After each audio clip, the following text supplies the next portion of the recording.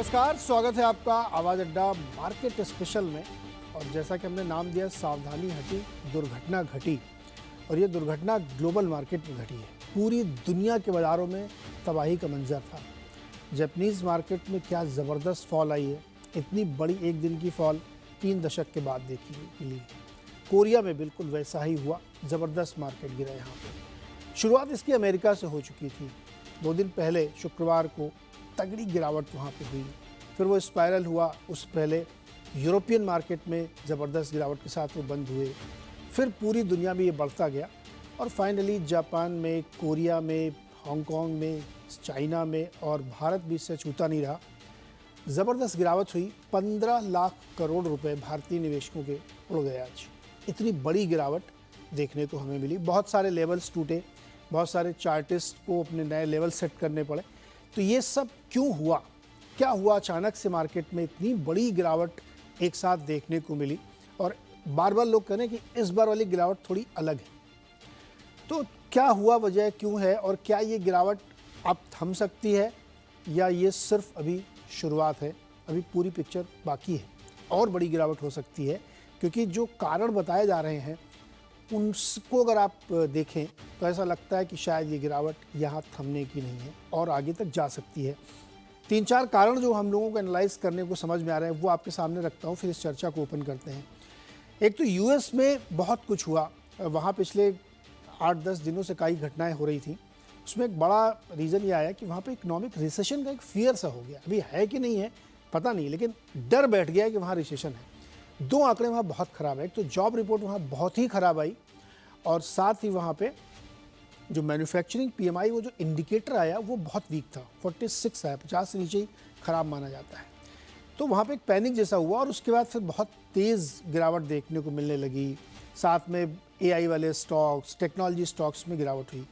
लेकिन इसका डॉट कहीं ना कहीं जापान से भी जोड़ना चाहिए, जिसने ब्याज दरों में बढ़ोतरी की और उस ब्याज दर की बढ़ोतरी की वजह से येन कैरी ट्रेड में भी इम्पैक्ट पड़ा है। जापानीज़ पैसा एकदम फ्री में जो था उसकी एक कॉस्ट बनी तो वहाँ से भी गिरा। तो कुछ लोग कह रहे हैं कि वो एक असली कारण है, वहाँ से गिरा। कुछ लोग कह रहे हैं अमेरिका में बहुत दिक्कत है और रेट कट में देरी हो रही है। जून में लोग एक्सपेक्ट कर रहे थे तो जून में नहीं हुआ, फिर जुलाई में नहीं हुआ, अब कह रहे हैं कि सितंबर में हो सकता है। अंदाज़ा लग रहा है, इंडिकेशन उन्होंने दिए हैं। कुछ लोग कह रहे हैं कि एक बड़ा कारण ये कॉस्ट ऑफ कैपिटल बढ़ रही है और इकॉनमी जो है वहाँ की संभल नहीं रही है, तो एक ये भी कारण बता रहे हैं। कुछ लोग कह रहे हैं कि चीन ऑलरेडी एक बहुत बड़ी मुश्किल से गुजर रहा है और दुनिया की सेकंड लार्जेस्ट इकॉनमी है, तो उसकी वजह से भी दिक्कत है। क्योंकि कच्चे तेल के उसका जो इंपोर्ट डेटा है वो सपोर्ट नहीं कर रहा, वो 11% कम हुआ 6 महीने में, तो उससे भी दिक्कत लग रही है। फिर एक बड़ा कारण जो इस वक्त चल रहा है, जियोपॉलिटिकल टेंशन। खाड़ी देशों में आप देख ही रहे हैं कि Israel, Hamas, Iran, Syria, Libya, ये सब चल रहा है। और अब तो बांग्लादेश में भी तख्ता पलट हो गया है। फ्रांस में झगड़े चल रहे हैं, ब्रिटेन में झगड़े चल रहे हैं, जर्मनी में मुश्किल है। तो एक सोशल अनरेस्ट और जियोपॉलिटिकल टेंशन ग्लोबली है। अब वो केवल मिडिल ईस्ट कहना ठीक नहीं है। अब तो देखिए आप, पड़ोसी देश बांग्लादेश में तख्ता पलट हो गया, ये भी एक सेंटीमेंट बिगाड़ने वाला। तो सब बहुत सारे कारण मिलके मार्केट में तूफानी गिरावट आई।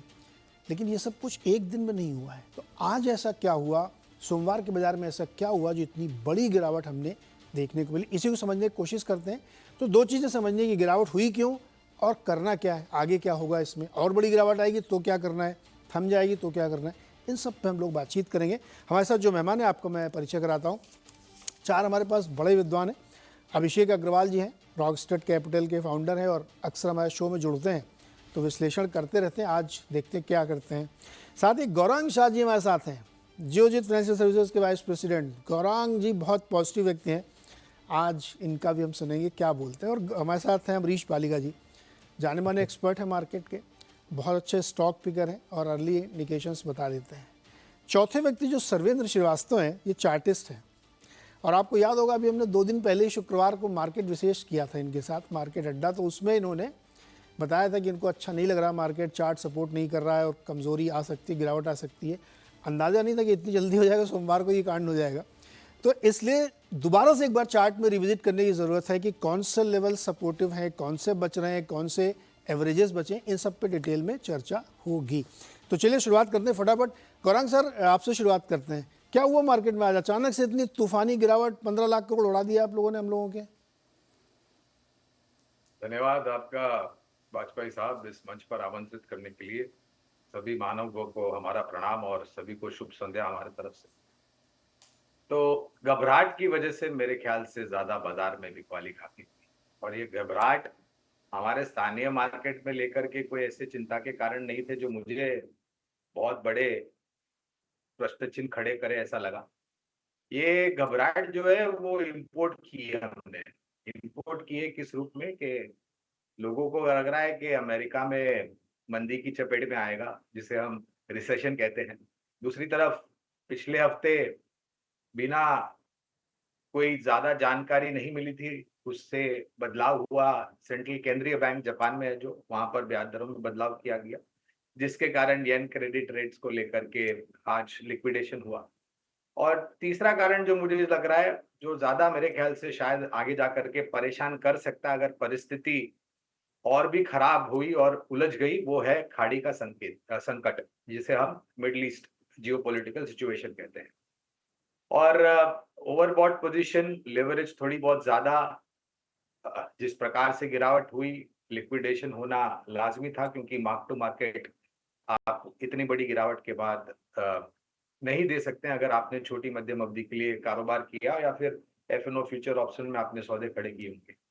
तो कुल मिलाकर के ये 3 अहम कारण हैं, ज़्यादातर घबराहट को लेकर के गिरावट आई है और मैं ये मानता हूँ कि शायद अगर जियोपॉलिटिकल सिचुएशन खाड़ी देशों में जो है, वो यहाँ से और खराब हो गई या फिर और आक्रामक रूप धारण कर लिया, तो शायद ये बिकवाली थोड़ी बहुत और हावी हो सकती बट आप लोग तो कहते थे कि लिक्विडिटी इतनी ज़बरदस्त है कि कोई चिंता की बात नहीं है।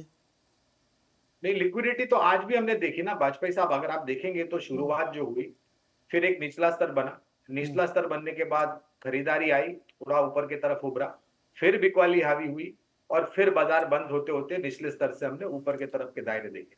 मेरे पास आज के विदेशी संस्थागत निवेशक या स्थानीय संस्थागत निवेशक के आंकड़े नहीं है, इसलिए उस पर मैं ज़्यादा टिप्पणी नहीं, मैं उम्मीद करता हूँ कि स्थानीय संस्थागत निवेशकों ने शायद खरीदारी आज करी होगी थोड़ी बहुत। और ये जो मसला है, मैं ये ताज्जुब हुआ हूँ, जो खास करके जो अमेरिका को जोड़ करके जो घबराहट हो रही है मंदी की चपेट में आना। पिछले हफ्ते ही फेड की चेयर पॉवेल साहब ने टिप्पणियां करी थी ब्याज दरों को लेकर के, और फिर एकदम से 3-4 दिनों में ऐसा क्या हुआ कि इतनी घबराहट हो गई और लोगों में इतना वो अफवाहें फैल गई कि नहीं अब अमेरिका रिसेशन में जाएगा और आप कहीं ना कहीं ऐसे दबाव डालो जहां से ब्याज दरों में कटौती आए। तो मेरे ख्याल से ये कुछ ना कुछ नैरेटिव भी खड़ा हुआ रहेगा जिसकी वजह से इतनी गिरावट आई है। ये इंटरेस्टिंग पॉइंट, इसको थोड़ा और डिक करेंगे कि पहले से चल रहा था, आज कोई अचानक से थोड़ी हुआ। और फेड चेयर कह चुके हैं कि वो सितंबर में ऑन द टेबल है, उस पर विचार करेंगे, सब कुछ चल रहा था। अमरीश सर, आपको क्या लगता है, पहले तो ये बताइए, आपको आज के मार्केट में जिस तरह से कमजोरी आई, चिंता हो रही थी या आपको लग रहा था कि ये एक ड्यू करेक्शन था वो आया, या आपको लगता है कि यार मुश्किल है, अब आगे दिक्कत बढ़ेगी? नहीं, देखिए ये करेक्शन तो ओवरड्यू था क्योंकि वैल्यूएशंस एक्सपेंसिव हो चुके थे। पर expensive valuations can become more expensive क्योंकि लिक्विडिटी फ्लोज जो आ रहे थे वो तो क्लियरली वैल्यूएशंस नहीं देख रहे थे कि they were looking at momentum and it was playing according to that क्योंकि लिक्विडिटी के कारण मार्केट ऊपर जा रहा था और ऊपर जा रहा था तो प्रॉफिट्स बन रहे, तो प्रॉफिट्स बन रहे तो ऑटोमेटिक ज़्यादा लिक्विडिटी आ जाती है मार्केट में। और कॉन्फिडेंस भी काफ़ी ज़्यादा था रिटेल इन्वेस्टर्स के पास क्योंकि जब भी कोई भी करेक्शन आता था, we have seen that in the last 12 to 18 months, जब भी करेक्शन आता है उन लोग आके ले लेते थे and they were proven right. पर इस बार जो हुआ है अभी, I mean what's happened today, कि इतने नेगेटिव न्यूज़ आ गए हैं, आई मीन राइट फ्रॉम आपने जो बताया, यूएस रिसेशन फियर है, येन कैरी ट्रेड का अनवाइंडिंग काफ़ी जोर से हो रहा है एंड आई मीन क्लियरली ये फियर था। पर जब उन्होंने जो रेट्स हैं वो बढ़ाए हैं तो उससे ये येन कैरी ट्रेड का अनवाइंडिंग शुरू हुआ है and this is I think one of the biggest risk which was there in the market which is playing out right now. और तीसरा और मोस्ट इम्पोर्टेंट जो जियोपॉलिटिकल इशू है ईरान और इसराइल का, we don't know whether that can flare up, I mean and as to I mean how much it can flare up, तो वो एक बड़ा क्वेश्चन मार्क है। तो मार्केट्स हैव एनीवे फॉलन 4%, पर अभी भी मुझे लगता है कि रिटेल का जो कॉन्फिडेंस है वो अभी तक पूरा गया नहीं है। पर यहाँ से और भी यदि 4 या 5% मार्केट गिरता है तो शायद पैनिक हो सकता है I mean with the retail, क्योंकि उन्होंने आज तक in the sense in the last 3 to 4 years जब से नए रिटेल इन्वेस्टर्स आए हैं मार्केट में, उन्होंने लाइक बड़ा फॉल देखा नहीं है। तो in case it falls another 4 to 5% from here, शायद वो पैनिक कर सके। I think that is something to be watched out for. तो अमरीश सर, इसकी कितनी चांसेस हैं कि यहाँ से और ज़्यादा गिरावट आ सकती है? नो, गिर तो सकता है, क्योंकि जिस हिसाब से अभी लास्ट 2 दिन में हमने देखा है कि we lost about 1000 points from the high 25,000 का जो हाई देखा था, वहां से we have lost nearly 1000 points. तो it is very much possible कि I mean we can fall another 1000 points from here. तो at this point of time शायद मैं बहुत ज्यादा इन्वेस्ट करने को जाऊंगा नहीं। I think I will wait and watch. Wait and watch. Abhishek जी, सिलसिला लंबा पहले तो ये बताइए, आपके हिसाब से मूल कारण क्या था? जापान इसका कल्प्रिट है, अमेरिका खुद है, जियोपॉलिटिकल है, क्या हुआ, क्यों गिरा इतना भाई? ये सब चीज़ें आज थोड़ी पता चली मैं सुबह उठ के कि आज जियोपॉलिटिकल टेंशन हो गया है। और तो चल ही रहा खाड़ी पिछले 10-15 दिनों से, महीने भर से। जापान वाली भी घटना को हो चुके, लास्ट वीक ही उन्होंने रेस किया था। क्या ऐसा हुआ जो इतना पैनिक आया? पहला सवाल। दूसरा, ये सिलसिला क्या लंबा चलेगा? तो पहली बार नीरज जी, जब करेक्शन आता है तो उसके कारण भी बन जाते हैं। सो अब हम जो देख रहे हैं वो प्रीटी मच एक जस्टिफिकेशन की बात हो रही है, जहाँ पे इसको मैच करने की कोशिश कर रहे हैं कि फंडामेंटली क्या न्यूज हुई और उसके सामने लॉजिकल करेक्शन मार्केट ने क्या दिया। जहां तक मार्केट के रिएक्शन की बात करें, मुझे नहीं लग रहा कि मैं कोई पर्टिकुलरली सरप्राइज हूं, क्योंकि कई बार आपके शो पे आके हमने ये चर्चा की है कि मार्केट थोड़ा सा स्ट्रेच्ड दिख रहा है, थोड़ा ओवर वैल्यूड लग रहा है, but then nobody wants to get out of the party, and once you be the last one then you have to pay the price. So I guess जब किसी ने कोई पोजीशन हल्की नहीं की है, तो अब एकाएक जब इस तरह की कोई न्यूज आती है तो सब फिर एक साथ ही बेचने आ जाते हैं। वही हमने पूरे ग्लोबल मार्केट्स में देखा है। अपने चर्चा में ये मेंशन किया कि भाई क्या सबसे बड़ा फैक्टर है। मुझे लग रहा है कि जापान का ये जो ट्रेड है, इसमें अभी इंटरेस्ट रेट जो एकाएक बढ़ी है, पहली बात तो किसी ने एक्सपेक्ट नहीं की थी कि ऐसा कुछ होने वाला है। पूरी दुनिया में हर जगह रेट कट की बात हो रही है, एंड फ्रॉम नोवेयर ये एक रेट हाइक आ गई, वो भी हिस्टोरिकली जब इतने सालों से इन्होंने कभी नहीं किया, तो एकाएक इन्होंने कर दिया। सो ये मार्केट के लिए टोटली एक नेगेटिव सरप्राइज बन के आई। दूसरी बात ये है कि ये सिर्फ बात 0.25% की नहीं हो रही है। बात ये हो रही है कि ये जो भी ट्रेड्स होते हैं, स्पेशली आप देखिए करेंसी लिंक्ड अगेन हो जाती है आपके इंटरेस्ट से, आपके डेट मार्केट से, उसके बाद फिर आप आगे जाते हो तो फिर वो इक्विटी और इकोनॉमी की बात होती है। सो ये लिंक्ड है। और उसके अंदर में जियो पॉलिटिकल टेंशन तो एक और एंगल आ गया, जिसके अगेन अपने आप में एक यूनिक इश्यूज होते हैं। पॉइंट बीइंग लेवरेज पोजीशंस होती है, एंड जहां पे फ्री में पैसे मिल रहे हैं या कम रेट में पैसे मिल रहे हैं, और फिर आप उसको एक बड़ी इकोनॉमी में पैसे डिवोट कर रहे हैं, जो कि इस केस में एग्जांपल यूएस है। तो एकाएक जब आप देख रहे हो यूएस अब आज के टाइम पे इलेक्शंस के अंदर में जा रहा है, और अभी भी एक हम लोग के पास 4 से 6 महीने का एक पूरा पीरियड है जो निकालना होगा मार्केट को, जहां कोई बहुत बड़ी पॉजिटिव न्यूज कुछ आनी जैसी है नहीं। फेड ने अपने रेट्स को होल्ड करके रखा हुआ है, आरबीआई ने अपने रेट्स को होल्ड करके रखा हुआ है। सो मोटा मोटा ये सब कुछ भी चीजें जो है मार्केट ने प्रिपेयर नहीं की थी। हाँ, हम सब वेट एंड वॉच कर रहे थे कैसे इवेंट अनफोल्ड होगा, फिर पोजीशन लेंगे, बट ऐसा कभी होता नहीं है।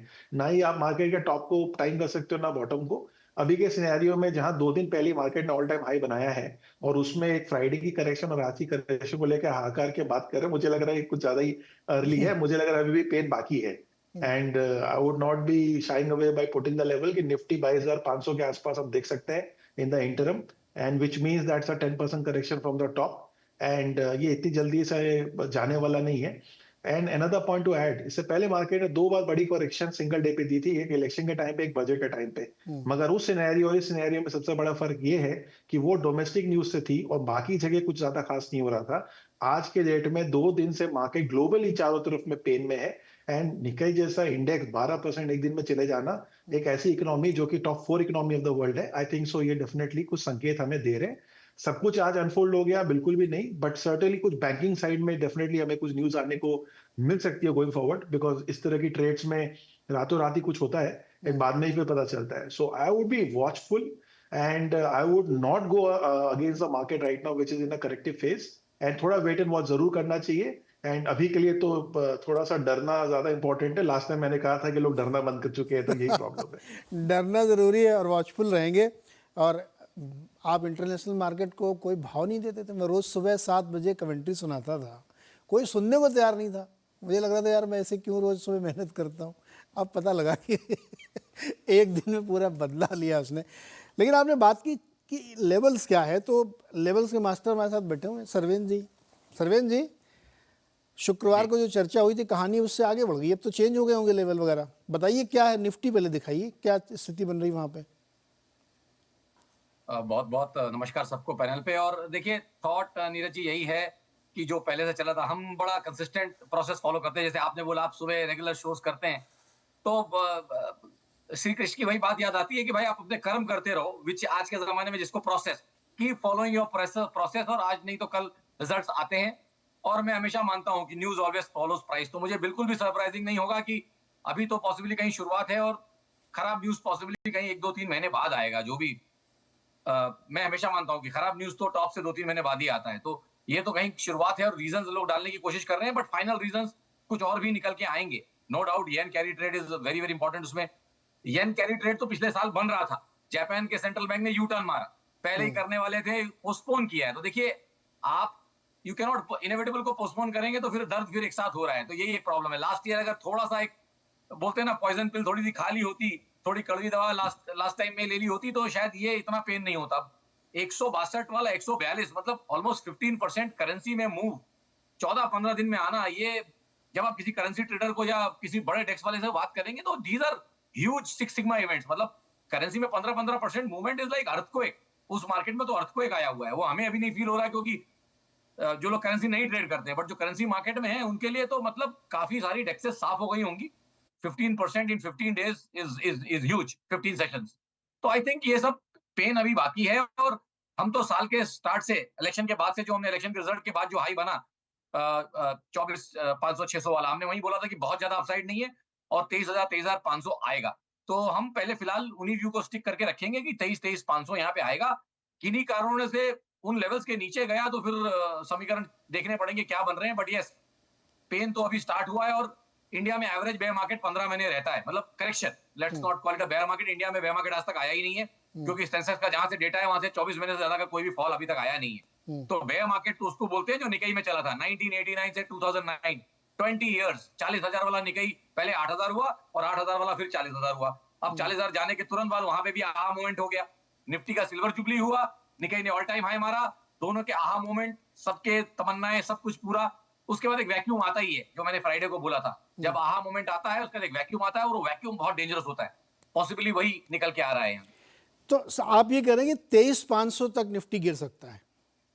जी, 23,500 तक I will not be surprise. और ये मेरा टारगेट 24,600 से रहा है कि 1,000-1,500 पॉइंट तो यूं जाएंगे इसमें। बट अब जैसे जैसे ट्रेंड के, अब जैसे देखिए वीकली मोमेंटम ने आज साथ छोड़ा, अभी तक डेली मोमेंटम ने साथ छोड़ा था, आज भी वीकली मोमेंटम सेल में गया है। बट ठीक है, आज मंडे है इसलिए हम उसको will not take it as a final reading. But उस फ्राइडे को हम देखेंगे, अगर वीकली मोमेंटम ने भी साथ छोड़ा तो ये टारगेट्स के नीचे में गहराएंगे और पॉसिबली और लेवल्स निकलेंगे। बट फिलहाल के लिए मैं 23,000 का वर्स्ट केस लेके चल रहा हूँ। क्या यहाँ से 23,000 या 23,500 के लेवल आने के बीच में जो बीच में एक डेड कैट बाउंस आता है, वो कुछ आएगा कि वन साइडेड चलेगा ये? अब सर देखिए, ये बड़ा मुश्किल सवाल है। आजकल ऐसा हो गया है ना सर, एवरीथिंग इज शॉर्ट। देखिए ये पहले ये सब सवाल आते नहीं थे, मतलब आज से 5-7 साल पहले तक ये सब सवाल नहीं होते थे। बट आजकल टाइमलाइन सोशल मीडिया आने के बाद इतनी शार्प हो गई है कि जो कुछ हो रहा है एक सांस में हो जा रहा है। ऐसा अब नॉर्मल और नेचुरल नहीं था पहले कभी। बट अब देखिए नए नए जमानों में हमको भी क्या कहते हैं, उसके साथ हमको भी चेंज होना पड़ रहा है। तो कह सकता हूँ कि हाँ भाई 10-20% चांस है कि सांस ना ले और एक ही सांस में चला जाए। ऐसे होता नहीं है, बट कुछ कह नहीं सकते, एक सांस में भी जा सकता है। एक सांस में जा सकता है और एक सांस में फिर वही आ सकता है, ये भी हो सकता है। अब वो भी है, वो भी है आजकल तो आजकल वो भी है। मार्केट का कोई भरोसा नहीं है। अच्छा, एक सवाल और, चलिए आते हैं दोबारा आपके, फिर और चार्ट देखेंगे हम लोग। अमरीश सर, मुझे ये बताइए कि घरेलू फंड्स ने अब तक बाजार को संभाला पिछले 2-3 सालों में, है ना? FIIs तो बाई भी नहीं कर रहे थे, अब तो बेचारे जाके सेलिंग बंद की है, बाई अभी भी नहीं कर रहे। क्या डोमेस्टिक फंड के दम पर कोई सपोर्ट है, कोई समझौता होगा यहाँ पे, या उन्होंने भी हथियार डाल दिए अब? नहीं, देखिए डोमेस्टिक फंड्स के पास फंड्स कहाँ से आता है? फंड्स आता है रिटेल से, वो भी SIP से आता है। और पहले हम लोग बोलते थे कि SIP is like long term money, ये आती रहेगा, जब शुरू होता है तो आती रहेगा। But things have change in the last 4-5 years, क्योंकि यदि अभी रिटेल इन्वेस्टर्स का जो कॉन्फिडेंस है वो यदि निकल जाता है the market for whatever reason, in case the market falls 10-15%, then they can stop the SIP overnight. मैंने 5 साल पहले दूसरा बात था, क्योंकि if you have to close an SIP आपको आइदर म्यूचुअल फंड के ऑफिस में जाना पड़ता था, या बैंक के पास जाना पड़ता था, या अपने ब्रोकर के पास जाना पड़ता था। पर अभी you can stop an SIP with a click of button on your mobile. तो इन केस ये जो कॉन्फिडेंस है रिटेल इन्वेस्टर्स का निकल जाता है, पैनिक मोड में आ जाते हैं, then all this SIP can stop. I would say all, but at least part of the SIP can stop. तो उससे जो फ्लो है म्यूचुअल फंड के पास, दैट श्योरली विल रिड्यूस। तो I mean I not clearly say कि आगे जाके भी म्यूचुअल फंड के पास उतने फंड्स रहेंगे जो हम लोगों ने लास्ट इतने दिनों में देखे हैं, क्योंकि यदि मार्केट नीचे आता है then also there can be more withdrawals, so we can't be sure of the mutual fund flow. Okay अच्छा, कुछ फंड्स के बारे में आती थी खबरें कि वो काफ़ी दिनों से कैश कॉल लेके बैठे हुए कई सारे छोटे छोटे फंड थे जिन्होंने बहुत दिनों से नई खरीदारी की थी। तो गौरांग सर, एसआईपी में थोड़ा सा कमी आने की आशंका लगती है आपको? वाजपेयी साहब, आज 11:30 को मैं हमारी सहयोगी चैनल सीएनबीसी बाजार पर कॉलर शो कर रहा था, और मैं करीबन आधे घंटे तक उस शो में था, बिकॉज मेरी कुछ अन्य पहले कुछ प्री एंगेजमेंट थे। आधे घंटे में मैंने करीबन 12 या 15 निवेशकों के सवाल के जवाब दिए, और ज्यादातर प्रश्न ये था कि पैसे हैं, कहाँ निवेश करें ये बताइए। और इसके बाद मैंने 2-3 शो और बाकी अन्य चैनल पे किए। तो निवेशकों के पास निवेश करने के लिए पैसे हैं, खाली ये जानना चाह, और ये मैं बात कर रहा हूँ लंबी अवधि की, मैं कोई 3 महीने 6 महीने या साल भर की बात नहीं कर रहा। और ये प्रश्न था कि क्या ऐसे गिरते हुए बाजार में हमने सीधे सीधे जाकर के शेयर बाजार में निवेश करना चाहिए, या फिर लमसम, एक तो प्रश्न ये भी था कि लमसम निवेश कर दे, या फिर एसआईपी के माध्यम से होता। तो निवेश और जमीनी स्तर पे भी नीरज भाई, हम बहुत करीबी से निवेशकों के साथ जुड़ते हैं। जब भी हम निवेशकों को जागरूक करने का अभियान चलाते हैं, और अभी मैं 2-3 आईपीएस करके आया हूँ, जो ग्राउंड लेवल पे मेरी बातचीत हुई, और जो उनकी एक मंशा थी कि नहीं, हमें भारत की प्रगति, उन्नति और भारतीय शेयर बाजार से जुड़ने से ही पूंजी निवेश करके आपके भविष्य को आप सुरक्षित कर सकते हैं। तो ऐसा नहीं है कि पूंजी नहीं है, पूंजी है, खाली उनको ये मार्गदर्शन देना है कि आपको कहाँ निवेश करना है, और कौन से क्षेत्र में करना है, और कौन सी कंपनियों में आपको करना है। अब ये पैसा कितना दबाव आता है बिकवाली का, हम कहाँ तक नीचे जाते हैं, और फिर उसका सामना करने के लिए हमारे स्थानीय संस्थागत निवेशकों के पास कितनी पूंजी है, मेरे ख्याल से अभी तो पर्याप्त पूंजी है, ऐसा लग रहा। सपोर्ट हो सकता है। अभिषेक, आपको लगता है कि ये एक हमारे लिए बहुत पॉजिटिव खबर है कि फंड के पास पैसा आता रहेगा और उससे बाजार संभलने की कोशिश करेगा, लेकिन मेरे मन में सवाल ये आ रहा है कि अब तक भी तो यही होता रहा, फिर क्यों गिरे हम इतने? और ब्रॉड बेस्ड सेलिंग है, ग्लोबल ब्रॉड बेस्ड सेलिंग है, ये परिस्थिति थोड़ी सी डिफरेंट हुई है यहाँ पे। तो क्या ये एक सिल्वर लाइनिंग है इसमें, या इस बार भी वैसा ही हम मान के चलें जैसा हमेशा होता है कि बड़ी बड़ी गिरावट हुई और 2-3 दिन में खत्म हो गई फंड के दम पे? तो मुझे पर्सनली लग रहा है कि अभी तक अगर हम ये लास्ट 2 दिन के इवेंट को एनालाइज कर रहे हैं, तो एशिया में सबसे बेस्ट मार्केट जिसने परफॉर्म किया वो हमारा मार्केट है। बिकॉज अगर हम निकाई को देख रहे हैं, ताइवान को देख रहे हैं, हांगकांग को देख रहे हैं, तो परसेंटेज वाइज फॉल उनकी 12 से ज्यादा स्टीप है, एंड उसके सामने तो डेफिनेटली हमने बहुत बेटर किया। तो ये फ्लो तो डेफिनेटली आया है, या डीआई इन्वेस्ट करे तभी ये बचा हुआ है, अदरवाइज आज 2.5% की जगह पे कोई और नंबर भी हो सकता था। दूसरी बात है, मुझे लग नहीं रहा है कि एसआईपी कहीं पे भी कम होने वाली है, एसआईपी का फ्लो मेंटेन रहेगा, बिकॉज ये बात बिल्कुल राइट है कि डोमेस्टिकली हमारी इकोनॉमी अच्छी कर रही है, और इन्वेस्टर्स अभी भी बुलिश है मार्केट्स को लेके, देयरफॉर वो आगे लॉन्ग टर्म का पैसा है टिपिकली एसआईपी में जो आता है, सो वो आगे रहेगा। बट क्योंकि हमारे पास ऐसे का पैसा है, इसलिए मार्केट नहीं गिरेगा, आई थिंक सो। मैं इस थीसिस को नहीं मानूंगा। मेरे हिसाब से कोई भी इंसान मार्केट में पैसे बनाने आता है, और अगर कोई चीज सस्ती में मिल रही है तो मैं रुक के फिर बाय करूंगा। So point being that there might be some time to hold, कि थोड़ा करेक्शन देखने के बाद अपने इन्वेस्ट करते हैं। बहुत सारे फंड मैनेजर्स ने, अगर हम ध्यान दें, नए पैसे लेने बंद कर दिए थे, क्योंकि उनका कंसर्न ही ज्यादातर वैल्यूएशन के अराउंड था। सो डेफिनेटली पॉइंट ये होना है कि lot of people are having money in the bank, cash में होंगे, फंड मैनेजर के पास ड्राई पाउडर होगा, बट वो एक लेवल का डिसेंट करेक्शन देखना जा रहे हैं, जो अब लग रहा है वो अपॉर्चुनिटी शायद आ रही है। एंड 2% 4% कोई मैं करेक्शन नहीं मानता हूँ, ये तो एक स्टीप इतना ज्यादा ग्लोबल देख रहे हैं इसलिए बोलकर आज इतनी बड़ी चर्चा हो रही है, बट मुझे लग रहा है कि ऐसे एकाएक ये जाने वाली नहीं है। एंड थोड़ा समय देना होगा मार्केट को। मार्केट, मैंने बार बार नीरज जी आपको कहा है कि हमने चर्चा की है कि मार्केट कभी भी लीनियर नहीं है, और अभी हम अगर इस फेज को देखें निफ्टी का, तो ये one of the best phases में हमने देखा है, जो इतनी वन साइडेड बुल साइड में जो है mid cap small cap main Nifty index सबने बहुत जबरदस्त परफॉर्मेंस दी है। तो देयर इज नथिंग रॉन्ग। अगर आपको लंबी मैराथन खेलनी है तो बीच में ब्रेक थोड़े लेने पड़ते हैं, थोड़ा स्लो डाउन कहीं ना कहीं होना पड़ता है। एंड ये हेल्दी करेक्शन मैं इसे मानूंगा। ऐसा नहीं कि कोई रातों रात हमारे फंडामेंटल बदल गए, पर सर्टेनली इसमें भी कोई डाउट नहीं है कि हम लोग कुछ ज्यादा ही अहेड ऑफ द टाइम चले गए, एंड थोड़ा करेक्शन आना इंपॉर्टेंट है, जो अभी हम देख रहे हैं। ब्रेक लगेगा या हो सकता है टाइम करेक्शन आए इसमें, ऐसा हो सकता है कि बहुत चले ना टाइम करेक्शन में चला जाए। देखिए एक चीज़ मैं बताऊं, मैं थोड़ा डेविल्स एडवोकेट वाला, मुझे ये बिल्कुल गलतफहमी नहीं कि रिटेल के दम पे मार्केट चलता है। अभी 25,000 का हाई उसने तब टच किया जब एफआईज ने सेलिंग बंद की, रादर नेट बायर हो गए तो भले वो 100 करोड़ की बाइंग हो। तो ये गलतफहमी फंड को नहीं होनी चाहिए कि मेरे दम पे मार्केट चल रहा है। तो मुझे नहीं लगता कि अगर एफआईज सेल नहीं कर रहे हैं, वो रुक जाएंगे तो आपके यहाँ की फॉल रुक जाएगी। लेकिन अगर वो बेचना शुरू कर दें तब फिर आपका कॉन्फिडेंस लूज करेगा। इससे पहले हाई नहीं बना जब तक वो बेच रहे थे, हाई तभी बना जब उन्होंने बाई करना शुरू किया या अपनी सेलिंग उन्होंने रोक दी। तो रिटेल के दम पे मार्केट वापस उस ग्लोरी को हासिल करेगा, इसमें मुझे थोड़ा सा डाउट है। एग्री और डिसएग्री अभिषेक जी? नहीं नहीं, बिल्कुल मुझे भी नहीं लगता है कि कोई एक पर्टिकुलर इन्वेस्टर क्लास को हम जो है बिल्कुल ही संपूर्ण समर्पण कर दें और ये सोचें कि यही असेट क्लास ड्राइव करेंगे। डेफिनेटली रिटेल पावर हमारे पास है, थैंकफुली ये एक अच्छी बात है, but ultimately fundamentals he prevail करेंगे। आज की ग्लोबल सिनेरियो पे जो बात कर रहे हैं, ये कोई छोटी इंसिडेंस नहीं है। वो 15% की पॉइंट अभी मेरे कलीग बता रहे थे करेंसी में आ गया। आज हमने अकेले एक इंडेक्स जो है निकाय के 12% इक्विटी इंडेक्स की बात कर रहे हैं, जो एक दिन में करेक्ट कर गया। यूएस के अंदर में टेक्नोलॉजी स्टॉक में इतनी मैसिव सेलिंग आई है। निवेदिया हम देख रहे हैं कि 20% विद इन 5 डेज में निकल गया।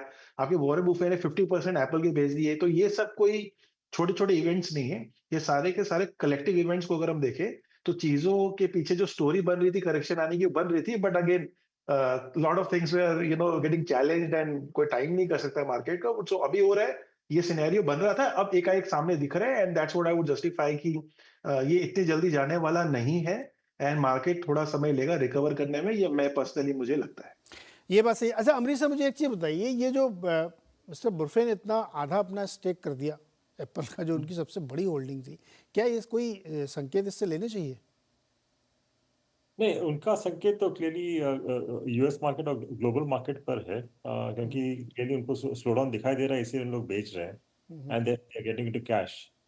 पर शायद उसका direct effect for long term तो इंडियन मार्केट्स पे आएगा नहीं, क्योंकि इंडियन इकोनॉमी तो क्लियरली ग्रो कर रही है, नो डाउट। ऑल्दो वैल्यूएशंस काफ़ी बढ़ गए थे एंड वो करेक्शन अभी हम लोग देख रहे हैं, पर उसके कारण यहाँ पे लॉन्ग टर्म नेगेटिविटी मुझे लगती नहीं है। Okay perfect. अब इसके आगे का जो सवाल है मेरा, वो ये है कि क्या जो भी निवेशक है हमारे रिटेल के या जो भी मुनाफे में अभी भी हैं, क्योंकि ये मार्केट ने इतनी बड़ी रैली दिखाई है कि वो 200%, 400%, 600% तक चले हैं। ठीक है, ऊपर से 20-30% करेक्शन उन्होंने देखा भी होगा। क्या मुनाफे वाले शेयरों को बेचने का समय है क्या? सरवेन जी चार्ट दिखाइए और बताइए। नहीं बिल्कुल, देखिए निफ्टी का जो चार्ट हमने फ्राइडे को दिखाया था वही अगर दोबारा हमने उसी को अपडेट करके दिखा रहे हैं कि देखिए एक लार्जर मल्टी ईयर 10-12 साल के रिस्क रिवॉर्ड की बेसिस पे आप अपर सप्लाई लाइंस के आसपास थे। ये अब जब बैंक निफ्टी का चार्ट आप देखेंगे तो ये चीज और ज्यादा लाल, मतलब और ज्यादा गहरा के आपको दिखेगी। So I think risk reward areas में आप रिस्की एरियाज के अंदर थे, और जहां न्यूट्रल लाइन कहीं 20,000 के पास होगी और नीचे की तरफ कहीं 15,000 तक के भी स्तर खुले हैं, थोड़े नीचे के भी दिख रहे हैं, बट मैं कह रहा हूँ just to understand the round number कि ऊपर में 25, आपकी मीन लाइन जो है वो 20 और उसके बाद एक 15।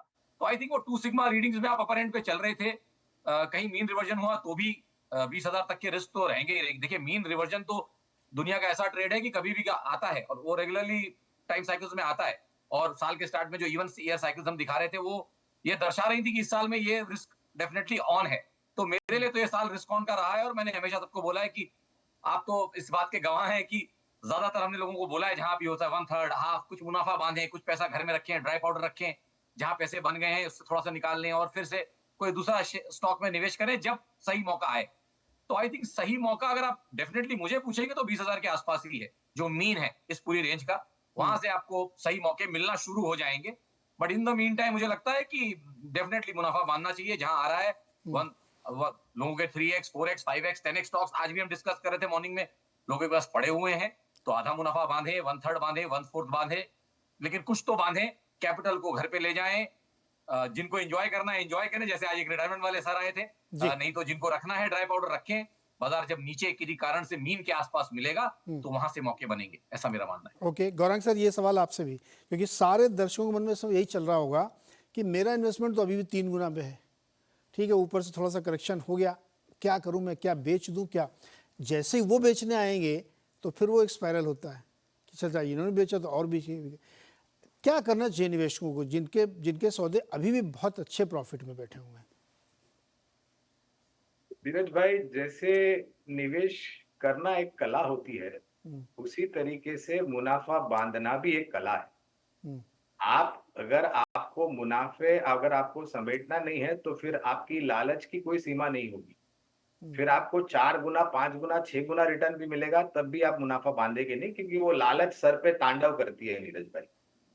तो हम हमेशा ये राय देते हैं कि अगर फर्ज कीजिए कि आपके पास कुछ संख्या में शेयर्स है और अगर आपको 20 25 30% मुनाफा मिल रहा है या फिर उससे ज्यादा मिल रहा है, तो कम से कम आपका ये प्रयास होना चाहिए कि कुछ संख्या में शेयर बेच करके आप अपनी निवेश की गई पूंजी और उसके साथ उसका मुनाफा घर ले आए।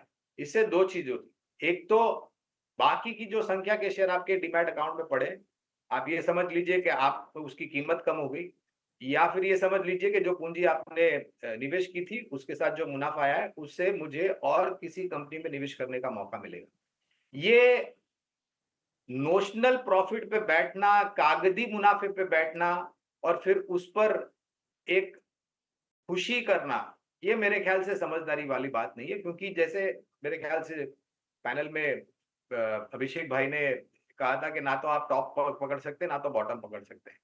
तो अगर आप वो प्रयास करेंगे, और हर एक निवेशक का यही होता है कि सबसे नीचे के दाम में मैं खरीदूं और सबसे ऊपर के दाम में मैं बेचूं, तो ये जो सोच है ना, ये गलत सोच है।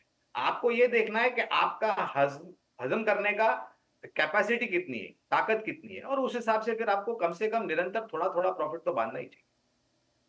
अभिषेक भाई, मार्केट में बहुत सारे लोग वो इस थ्योरी को मानते हैं कि सबसे अच्छा और सबसे बुरा दिन आपके इन्वेस्टमेंट में मिस होता है। अगर सबसे बुरा दिन आपने मिस किया तो आपका रिटर्न थोड़ा कम रहेगा।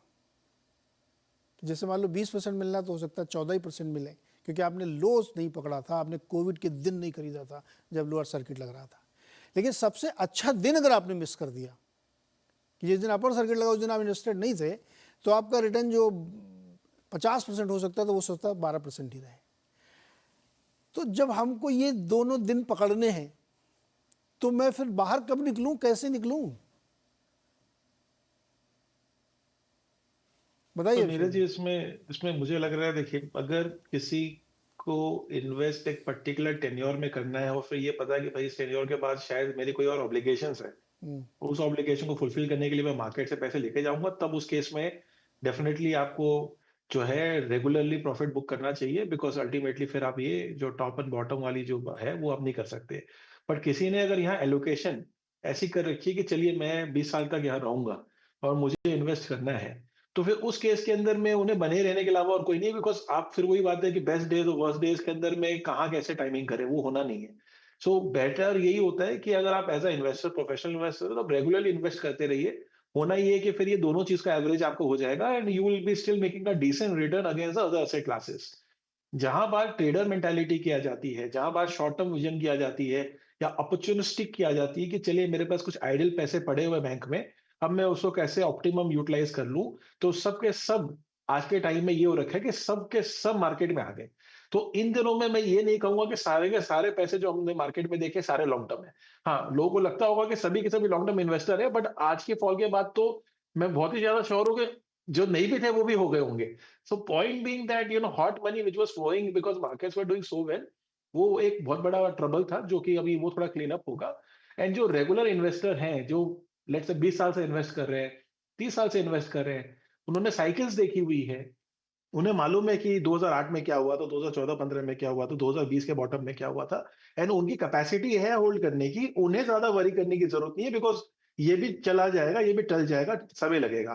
बट जहां बात ऐसे लोगों की है जो उनको बस आके एक बार मार्केट में कुछ पैसे बनाने हैं जल्दी जल्दी, फास्ट मनी जिसको कहते हैं, उनके लिए तो डेफिनेटली ट्रबल सब है, बिकॉज लार्जली जो ये इस तरह के माहौल में लोग ज्यादातर दे के जाते हैं रादर देन वो लेके जाते हैं। तो पैसा वो ज़्यादा बनाएगा जो रुका रहेगा, लंबी साइकिल जिसने बहुत देखी। एक बात यहाँ पे और बता दूँ, 1 या 2% से ज़्यादा लोग नहीं होते हैं जो स्टॉक 5 साल 10 साल होल्ड करें। ये भी एक बहुत बड़ा मिथ है कि बहुत सारे लॉन्ग टर्म इन्वेस्टर हैं।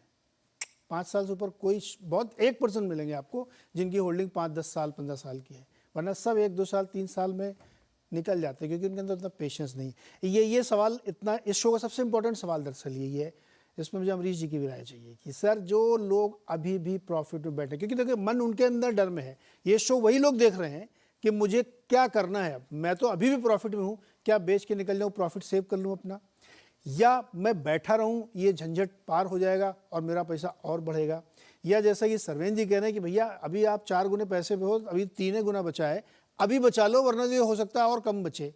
क्या करें वो लोग निवेशक? अमरीश जी आपकी क्या राय होगी? आपके भी क्लाइंट पूछ रहे होंगे क्या करना है। नहीं, देखिए इसमें प्रॉफिट या लॉस देखना नहीं चाहिए, आप कितने कैश में हो, आई think that is most important इस वक्त।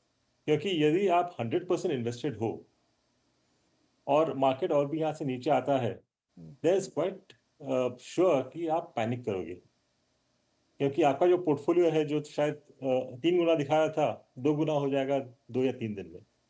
पर यदि आपके पास कैश है हाथ में, then your mindset is completely different. तो आप देखोगे कि मेरे पास इतना 20% कैश है, मैं कहाँ लगाऊं, तो दिमाग दूसरे तरह से काम करने शुरू करता है। So you will look for opportunities जब मार्केट नीचे आता है। तो इट इज़ वेरी इंपॉर्टेंट कि आपके हाथ में कैश हो, और यदि आपके हाथ में आज कैश नहीं है तो आई वुड सजेस्ट कि एटलीस्ट 20% कैश करना चाहिए, और जहां भी आपके प्रॉफिटेबल ट्रेड्स हो या इवन लॉस मेकिंग ट्रेड्स हो, I mean book out of the weaker stocks, ताकि आपके पास कैश रहे and you are able to buy at lower levels. और दूसरे, आप जो अभी क्वेश्चन आपने पूछा था दूसरे पैनलिस्ट से, that I mean whether you buy at the top और whether you buy at the bottom, इससे ज्यादा कुछ फर्क नहीं पड़ता लॉन्ग टर्म में। पर मैंने ये देखा है कि I mean generally investors long term में रखते हैं only if they have forgotten the portfolio. For example, मैं आपको 2008 और 9 का मैं एग्जांपल दूंगा। जिन्होंने भी जो हाई था, हाई में लिया है और उन्होंने यदि रखा हो, they would have kept it for 2 years, losses हुए थे, they kept it for 2 years, और जब उनका भाव आ गया 2011-12 में, मोस्ट ऑफ द इन्वेस्टर्स उन्होंने बेच दिया होगा, बोला कि मेरा लॉस हो रहा था, अभी ठीक है, भाव टू भाव आ रहा है, उन्होंने निकाल दिया। और जिन्होंने बॉटम में लिया है उनको करीब 15-20% प्रॉफिट मिल गया था 6-8 महीने में। तो most of the people would have exited at that 40-50% profit, और वो मल्टी बैगर जो है ना, most of the people would have got that multi bagger returns. बड़ी दिलचस्प बात कही अमरीश सर आपने, इसको मैं अंडरलाइन करता हूँ। बहुत बड़ी मिस्टेक मार्केट में लोग एक ये करते हैं कि जैसे उन्होंने, आपने कहा ना कि टॉप पे जाके खरीद लिया, सपोज मान लो कल किसी ने, मतलब शुक्रवार को XYZ स्टॉक इंडियन मार्केट में लिया और वो एकदम 52 वीक हाई के आसपास है, 2-4 रुपये, 5 रुपये, 10 रुपये नीचे, और वो आज गिर गया 10%, 15%, और गिरेगा 20% वो, फिर वो उसको 3 साल तक होल्ड करेंगे कि जब तक मेरे भाव पर नहीं आएगा मैं रोकूंगा इसको। जिस दिन वो ब्रेक इवन पॉइंट आता है उस दिन कहते हैं अरे भाई अब चैन की सांस, अब निकल लेना चाहिए, पैसा अपना रिकवर हो गया। That is the biggest mistake of the market, क्योंकि आपने 3 साल कुछ नहीं कमाया, टाइम पास किया, ब्रेक इवन का इंतजार किया, और अब वो जब स्टॉक जहां से चलना शुरू होगा तो आप बाहर निकल गए। और आपने दूसरा एग्जांपल दे दिया कि जिसने 30% गिरने के बाद वो XYZ लिया था, उसने देखा 20% बन गया, अब निकलते हैं। दोनों उस बड़ी रैली को मिस करते हैं इस मार्केट में, जो ये गलती करते हैं कि अगर आप फंस ही गए हैं तो फिर आप उस जर्नी को पूरा करिए, अदरवाइज बहुत मुश्किल पैसे बने। मार्केट यही सब चीज़ें सिखाता है आपको साइकिल्स में। अब चूंकि एक एक साइकिल 3-3, 4-4 साल की होती है, आप 20 साइकिल सीखने में तो आपकी उम्र निकल जाएगी। तो इसलिए अमरीश जी, गौरांग सर, अभिषेक, सरवेन की बातें सुन के सीखिए आप। जरूरी नहीं कि ठोकर खा के ही सीखा जाए, कुछ चीज़ें दूसरों से सुन के सीखी जा सकती हैं। कि आप बिगेस्ट मिस्टेक तभी करते हैं कि पैसे बनते नहीं। सरवेन जी, एक छोटा जवाब आपका भी। पैसा आपने बहुत निकाल लें, बड़ी जो बात आप तो कह रहे हो पूरा निकाल लें क्या? नहीं, आपने बहुत बड़ी बात कही जो लोग समझते नहीं है कि आपको एक्सपीरियंस से सीखना चाहिए, क्योंकि 10 साइकिल देखने में आपके 40 साल निकल जाएंगे। तो हमने अपने सीनियर से सीखा, उनकी गलतियों से सीखा, फिर हमने कुछ गलतियां की, उनसे सीखा। अब इन दोनों की गलतियों का समीकरण अच्छा और बुरा हमने सब सीखा है। अब हमसे जो सीखना चाहे वो ज्यादा स्मार्ट बनेगा। तो हम अपने बॉसेस से थोड़े कहीं ज्यादा स्मार्ट बने, और हमारे बच्चे हमसे थोड़े ज्यादा स्मार्ट बन रहे हैं। तो जब तक आप ये साइकिल को फॉलो नहीं करोगे, इस प्रोसेस को, और बार बार जीरो से स्टार्ट करते रहोगे, तो फिर नहीं होगा। मैं सबको बोलता हूँ कि भाई देखिए, व्हील इन्वेंट हो चुका है, टेक्निकल एनालिसिस इन्वेंट हो गया, फंडामेंटल एनालिसिस इन्वेंट हो गया। आप उसको यूज करना सीखिए। उसकी उसको उसको आप दोबारा से रीइन्वेंट करने की मत कोशिश करिए कि मैं अपना नया इंडिकेटर बना दूंगा, मैं नए तरीके से बैलेंस शीट पढ़ना सीख लूंगा। नहीं, आप जमे जमाए प्रोसेसेस को अगर अच्छे से यूज करेंगे और पुरानी गलतियों से औरों की सीखेंगे, वही स्मार्ट वर्क है। क्योंकि अगर आपने वही गलती करके खुद सीखा, तो फिर वो गधा मजूरी हो जाती है, वो स्मार्ट वर्क नहीं होता। तो मैं इस बात से इत्तेफाक रखता हूँ कि भाई दूसरों की गलतियों से सीखिए। और गुरु रखता ही आदमी इसीलिए है कि वो उसकी एक्सपीरियंस से आपको सीखना है। तो आप अच्छे लोगों से सीखिए, अच्छे लोगों के संगत में रहिए, तो आपकी लर्निंग ग्राफ जो है वो 4x 5x हो जाता है। बिल्कुल, आवाज़ अड्डा गुरुओं का ही शो है। देखिए, 4 गुरु हमारे साथ बैठे हुए बेहतरीन सिखा रहे हैं।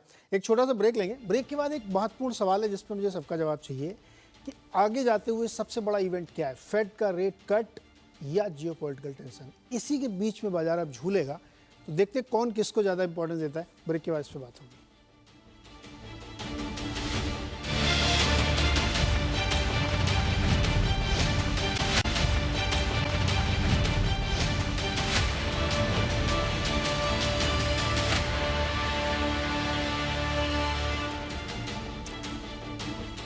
स्वागत है एक बार फिर से आपका आवाज़ अड्डा मार्केट स्पेशल में।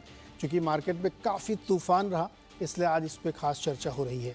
अब तक हम लोगों ने ये समझने की कोशिश की कि बाज़ार में क्यों हुआ, क्या हुआ, और इन्वेस्टर का, ट्रेडर का बिहेवियर कैसा होना चाहिए। इस पे हमने बातचीत की। अब हम एक सवाल सब पूछना चाहते हैं अपने इन्वेस्टर्स, अपने गुरुओं से, कि 2 इवेंट आगे होने हैं। एक इवेंट फेड रेट कट सितंबर में, अब तो ऐसा लग रहा है कि हो ही जाएगा। कुछ लोग कह रहे हैं कि 3 कट आएंगे इसी साल 24 के अंदर।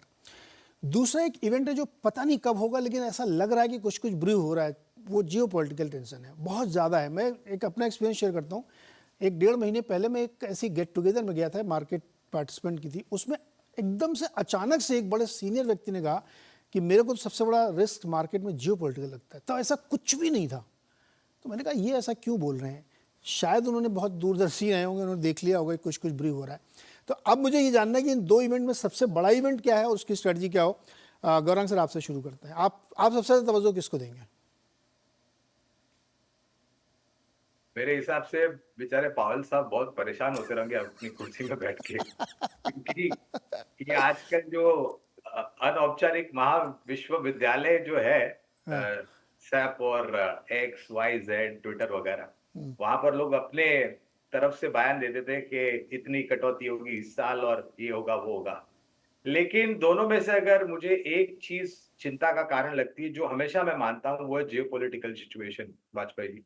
और वो इसलिए है कि ये एक ऐसा प्रकरण है, ये एक ऐसी परिस्थिति है जो एक छोटी सी चिंगारी से शुरू होती है और फिर उस आग में तेल डालने को समय नहीं लगता और फिर वो आग जो है वो बेकाबू हो जाती है। और उसमें फिर सीमा के भीतर या फिर सीमा के बाहर जो भी देश है, वो भी अंदर छलांग मारना चाहता है अपनी प्राथमिकता साबित करने के लिए और या फिर अपना वजूद साबित करने के लिए। ये मुसीबत जो मिडल ईस्ट में है, ये इसलिए भी थोड़ी बहुत चिंताजनक है क्योंकि मिडल ईस्ट एक ग्लोबल सप्लाई पाइपलाइन है कच्चे तेल को लेकर के। हमने पहले भी देखा है कि लाल महासागर में हूती रिबेल्स के द्वारा जिस तरीके से ऑयल टैंकर्स के ऊपर आक्रमण किया गया, कुछ टैंकर्स को हाईजैक किया गया, वगैरह वगैरह वगैरह। तो अगर वो जियोपॉलिटिकल एंड कंसिडरिंग नीरज भाई के ईरान के पास सभी तरह के हथियार है, डिस्ट्रक्टिव है, बायोलॉजिकल है और न्यूक्लियर है। तो ये जो परिस्थिति है, देखिए ब्याज दरें यूएस में कटौती वगैरह वगैरह वगैरह वो थोड़ी बहुत पच जाएगी थोड़े समय बाद।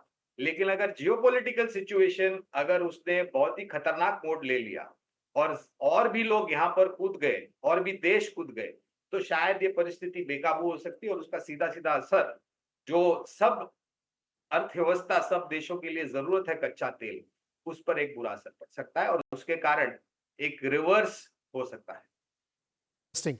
अमरीश सर, आप किसको ज़्यादा तवज्जो देंगे? नहीं, I think totally geopolitical risk सबसे बड़ा है, क्योंकि हमें वी डोंट नो कि कितना बड़ा हो सकता है। यदि अटैक होता है तो कितना बड़ा हो सकता है, किसी को आइडिया शायद अभी नहीं है। कितने कंट्रीज उसमें जुड़ सकते हैं, टोटली जो सप्लाई चेन है वो डिस्टर्ब हो सकता है। So I think it is much much bigger than Fed, क्योंकि फेड का यदि कट इस बार नहीं होता है देन एटलीस्ट नेक्स्ट टाइम हो सकता है, और उसका जो प्रोज एंड कॉन्स सबको पता है। But then, as far as geopolitical risk is concerned, I mean, this is a completely blue sky. किसी को पता नहीं कि क्या हो सकता है आगे जाके। इंटरेस्टिंग। अच्छा, सरवेन जी, आप दिखाओ जरा भाई, इस सवाल का एक हिस्सा आपके चार्ट से जुड़ा हुआ है जी है ना कि ज़्यादा इम्पोर्टेंट, कि अगर जियोपॉलिटिकल बहुत इम्पोर्टेंट है तो कच्चा तेल, जिसका जिक्र करें, सप्लाई वहाँ से है, तो जी। क्या आपके हिसाब से सबसे बड़ा रिस्क इसमें हो सकता है? हालांकि मैं इसमें एक बात डालना चाहता हूँ कि देखिए, यूक्रेन वाला युद्ध चल रहा है 2-3 साल से, फिर इधर हमास के साथ वो लड़ाई चल रही, गजा में बहुत दिन से चली रही है, लेकिन अब बहुत सारे इन्वॉल्वमेंट होते जा रहे हैं और युद्ध कभी सेन माइंड से नहीं होता, वो इंसैनिटी, विम्जिकल या किसी आदमी की सनक से कुछ भी हो सकता है। अब आप जी। बताइए सर। नहीं, देखिए, कहीं ये जो क्रूड का चार्ट उस रिस्क को दर्शा रहा है कि देखिए, मिडिल ईस्ट तो वैसे एक तो इनका प्रोडक्ट भी ज्वलनशील है, प्लस वहाँ हालात भी ज्वलनशील हैं। तो ये डबल कॉम्बो जो बना हुआ है, ये डेफिनेटली मुझे लगता है ग्लोबल मार्केट्स को स्पूक करने की पूरी मादा रखता है। और अगर आप 2021 से इस चार्ट को देखें ब्रेंट को, तो ब्रेंट 70 के नीचे जाके कभी टिका नहीं है। इनफैक्ट अर्ली 2021, लेट 2020 के बाद से ब्रेंट जो है वो बहुत ज्यादा 70 के नीचे कभी जाके रुका नहीं है, तो और हमेशा सपोर्ट लेके वहां से चला ही है। तो ये जो सेटअप्स बन रहे हैं मेरे हिसाब से थोड़े बुलिश हैं, और मेरा एक कंडीशनल बाय है कि भाई देखिए, जब तक 68 के ऊपर टिका हुआ है, 70-72 पे अच्छे सपोर्ट्स हैं, 68 के नीचे अगर किन्हीं कारण से गया तो फिर मैं लॉन्ग साइड के बेट ऑफ करूंगा, क्योंकि मैं 3-4 ट्रेड ऑलरेडी इसके कर चुका, मतलब 3-4 ऑलरेडी इसके व्यूज और ट्रेड्स दे चुका हूं। तो ये फोर्थ या फिफ्थ ट्रेड है लॉन्ग साइड का कि भाई आप 70-72 के एरियाज में, जहां पे हम अभी पहुंचे हुए हैं ब्रेंट में, उन एरियाज के आसपास आप कहीं आप लेंगे, और 68 के नीचे नहीं जाएगा, 70 के नीचे इंटैक्ट गया नहीं है, और ये ब्रेकआउट करके ऊपर तकरीबन 90-95 की तरफ जाने की कोशिश करेगा। और फिर साइकोलॉजिकल 100 का आंकड़ा है, जो मैं हमेशा बोलता हूं कि जब सारे ग्लोबल मार्केट्स 2008 के हाईज के ऊपर जा चुके हैं, इंक्लूडिंग गोल्ड नाउ, तो बचे दो एसेट क्लासेस, सिल्वर और क्रूड। इनको भी वो कैचअप गेम खेलना है। देखिए, एसेट क्लासेस आज नहीं तो कल, पीछे आगे वो कैचअप गेम होता है और वो अपनी रफ्तार पकड़ेंगे। तो मुझे सिल्वर और क्रूड में दोनों में लगता है कि जिस दिन ये दोनों रफ्तार पकड़ेंगे तो अपने अपने रिस्पेक्टिव 2008 के हाईज की तरफ चलेंगे। तो क्रूड वो 145-150 का आंकड़ा जो है ना, मुझे लगता है कि आज नहीं तो कल वो भी आएगा, थोड़ा टाइम लगेगा बट वो आएगा, और उनके वजह से आपको सब जगह तकलीफ दिखेगी। गोल्ड को क्यों आप इतना अंडरमाइन कर रहे हैं, सिल्वर कर रहे हैं? नहीं नहीं, गोल्ड तो चली गया ना सर, गोल्ड ने ऑलरेडी ब्रेकआउट, गोल्ड अपना ऑलरेडी ब्रेकआउट करके खड़ा है। तो हाँ। गोल्ड भी हम तो लास्ट 3 साल से गोल्ड के बुल है। तो ऑलरेडी इसमें तो 2 साल निकले हैं, 3 साल से हम तेजी बोल रहे हैं यहाँ पे। जब $1280 था, फिर 1500 पे भी रिहाइड्रेट किया, तो गोल्ड तो डेफिनेटली बुलिश है। दिवाली का भी टारगेट हमने आपके शो पे $3000 का दिया ही हुआ है, तो वहां तक के हमको लेवल लगते हैं कि आ जाएंगे। जी। सिल्वर और क्रूड अंडर परफॉर्म कर रहे हैं, तो मुझे लगता है यहाँ डबल स्पीड से कैचअप होगा, गोल्ड तो चलता ही रहेगा। अच्छा, अब जी। अभिषेक जी के पास। अभिषेक जी, ये जो सवाल है इसमें 2-3 और चीज़ें जोड़ देते हैं तो आपको और मजा आएगा जवाब देने। गोल्ड देखिए कितने सेंट्रल बैंकर्स खरीद रहे हैं। लेटेस्ट डेटा कहता है कि ज्वेलरी का 18% की फॉल है, लेकिन सेंट्रल बैंकर्स खरीद रहे हैं गोल्ड, ETF खरीद रहे हैं गोल्ड। दूसरा, कई देशों में मंदी चल रही है, यूएस में इलेक्शन होने वाले हैं और इसमें बीच में एक जंग की आशंका लगी हुई है। अब ये कितनी कॉम्प्लेक्स सिचुएशन बनी, इसलिए हमने लास्ट वीक के शो का नाम रखा था चक्रव्यूह में बाजार। आजकल चक्रव्यूह शब्द आप लोग बहुत सुन रहे होंगे, अपने देश में भी खूब चल रहा है। तो ये जो चक्रव्यूह है, इसकी सबसे कमजोर कड़ी कौन सी है? नीरज जी, कमजोर कड़ी जो है वो सिनेरियो के हिसाब से बदलती रहती है। हम लोग ऐसे पैकिंग ऑर्डर में जैसे बात कर रहे हैं, अगर आज अभी इमीडिएट कमेंट अगर हमें देना है तो डेफिनेटली जियोपॉलिटिकल टेंशन जो है वो बहुत ज्यादा एविडेंट दिख रही है, followed by the interest rate which was again a surprise from Japan side. Rather than कि वो रेट कट के बात कर रहे हैं। अभी तो ये जो ट्रेड अनफोल्ड हो रहा है उसका आगे का क्या इम्पैक्ट है वो हमें देखना होगा। सो मैं ज्यादातर फेड पे फोकस नहीं करूंगा कि वो कब रेट काटेगा, बट उससे पहले ही जो इवेंट्स हो गए हैं उनके क्या मटेरियल इकोनॉमिक इम्पैक्ट होने वाले हैं वो ज्यादा आई थिंक सो अभी का मुद्दा बनेगा जो चर्चा में रहेगा। बिकॉज बैंकिंग चैनल से सारे काम होते हैं, कुछ कुछ बैंकों में अगर स्ट्रेस आ गया और कुछ ऐसी सिनेरियो जो 2008 में हमने देखी थी, मैं बार बार जिक्र उस समय का इसलिए करता हूँ बिकॉज वो एकदम ऐसा लगता है कि एकदम फ्रेश है। ऐसी एक क्राइसिस आई थी जहां सब प्राइम जैसी कोई वर्ड यूज हो रही थी और एक सारे बैंक जो है चुंगल में फंस गए। फिर जो है 6-8 महीने के बाद गवर्नमेंट जागी और उसके बाद उन्होंने कुछ हेल्प आउट किया। सो मुझे लग रहा है कि इस तरह के सिनेरियो में जहां एक तरफ इरेशनल वॉर हो रहा है, जहां पे अगेन हाईएस्ट लेवल पे चीजें ठीक नहीं है, दूसरी तरफ हम रेट की बात कर रहे हैं जो अगेन गवर्नमेंट साइड में कंट्रोल होती है। सो ये दोनों चीज ज्यादातर हमारे कंट्रोल के बाहर वाली चीज है, right? As a retail, as a professional investor, हमारे जैसे लोग मार्केट के रवैयों को देखते हुए कॉल लेते हैं कि हमें कब इन्वेस्ट करना है, कहाँ इन्वेस्ट करना है और कब तक इन्वेस्टेड रहना है। अब ये जो सर्कमस्टांसेस की बातें कर रहे हैं किसी के कंट्रोल में नहीं, इसको टाइम करना भी बहुत मुश्किल है।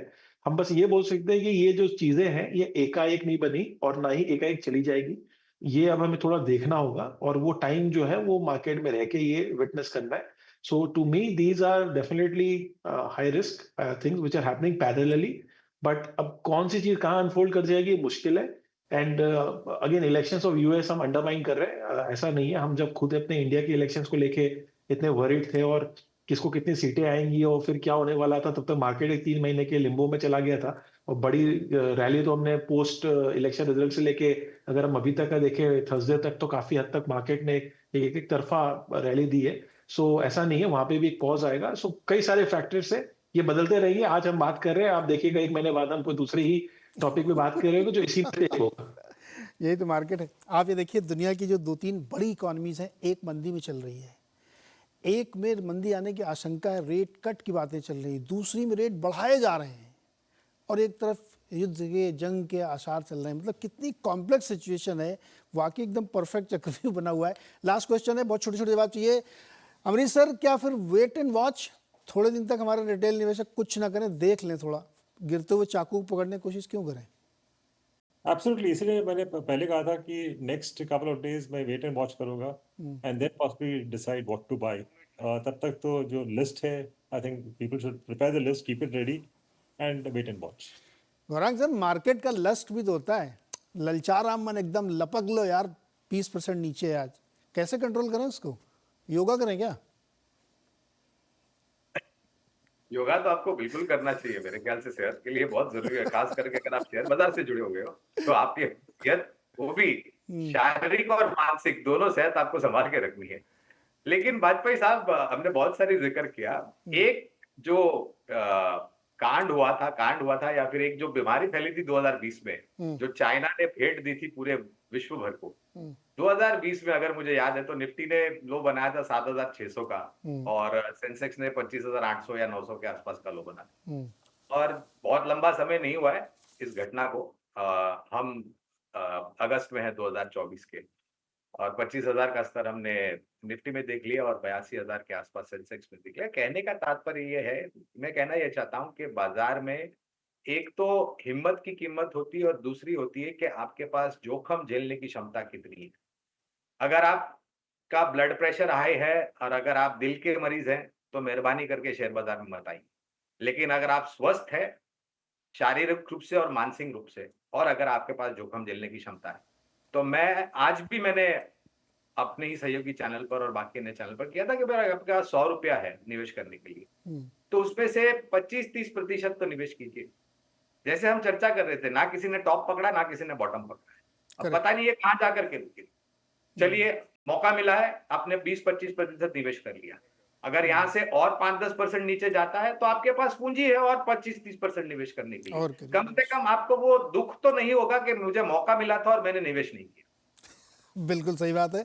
और इस शो में मकसद भी यही था कि इस वक्त आपको करना क्या है, प्लान ऑफ एक्शन आपका क्या होना चाहिए, वो है। और अपनी आँख कान खुले रखें, आवाज़ देखते रहें, ऐसी जानकारी आपको मिलती रहेगी। और मैं ये दावे के साथ कह सकता हूँ कि आवाज़ के दर्शकों ने शायद ही लॉस किया हो, क्योंकि रोज़ दिन में कितनी बार तो हम लोग इनको ये सारे डिस्कशन करते थे और वीकली डिस्कशन करके इसको सबको बताते थे।